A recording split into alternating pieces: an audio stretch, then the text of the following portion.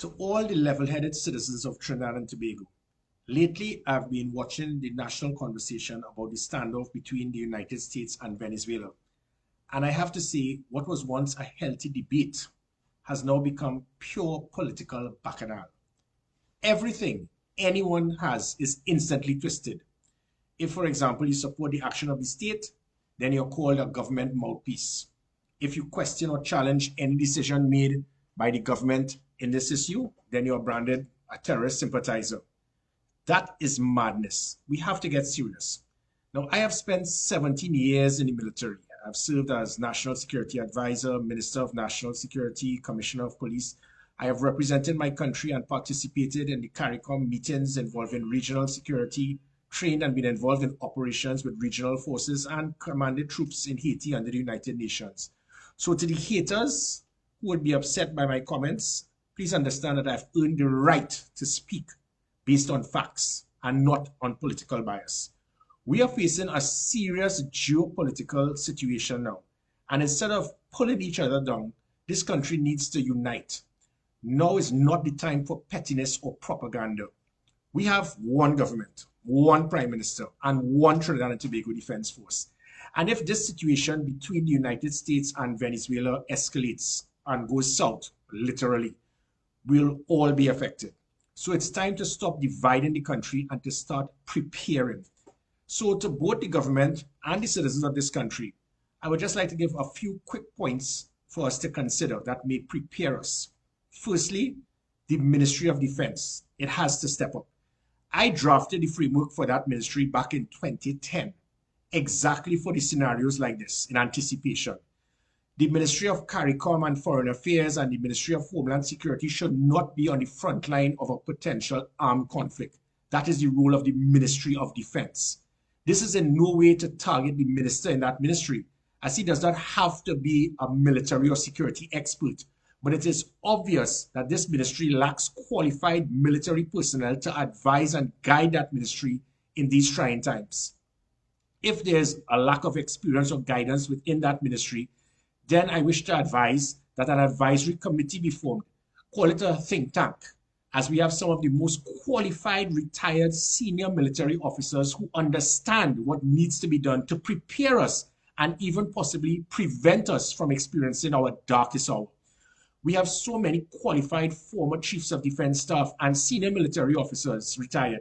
People like retired General John Sandy, Carl Alfonso, Ansel Antoine, Eddie Dillon, all of these, by the way, being previous government ministers. So they understand the line between military and politics. And we have the naval equivalents of Admiral Kelshaw, previous CDS Pritchard, Franklin, Daniel, and others who can be of immense value to act as an advisory capacity in the Coast Guard. We have retired Brigadiers Philip Spencer, Ken Maraj, Peter Joseph, Rodney Smart, Colonel Clark, Roger Carter, who led the Defense Force in another country recently, Major Lynch, Major Jack, who actually trained me, and so many others that can be of value. The state has paid tens of millions to have these individuals trained, and this is the time we can maximize that benefit. We also have a newly appointed Chief of Defense Staff who has all of the traits required to lead our troops in the proper manner. And I'm sure he will even welcome this advisory think tank at this time. Secondly, we need immediate recruitment drives for the Trinidad and Tobago Defense Force, especially the Coast Guard. It is amazing to see the fire services on a recruiting drive in a time like this. But for the last year or so, we have heard nothing about the recruitment of the Defense Force to ensure that they can have maximum personnel to equate with their establishment. Third, there must also be proper mental preparation for these troops, as not everyone joined the military being prepared for armed conflict, and hopefully not the ultimate sacrifice. There must also be a powerful and immediate training exercise from external agencies to mentally prepare each and every soldier, sailor, air guard person for any eventuality. A fourth point to note is maintenance and readiness. That must be top priority, especially for our military assets. Too many of our Coast Guard vessels and Army equipment are sitting idle and not combat ready. This includes proper utilization of the National Operations Center. Again, I stress, this is not a police system. Otherwise, it would have been referred to as the Police Operations Center. This NOC has the capacity for real-time information and collaboration between different arms of the protective services and to provide timely information to the public to avoid and eliminate fake news. Finally, if the situation flares up, we could easily see a mass exodus, hundreds of thousands of Venezuelans heading to our shores seeking refuge. That's not speculation. I saw it firsthand in Haiti. Such an influx would overwhelm our schools, hospitals, job market, and could even fuel crime.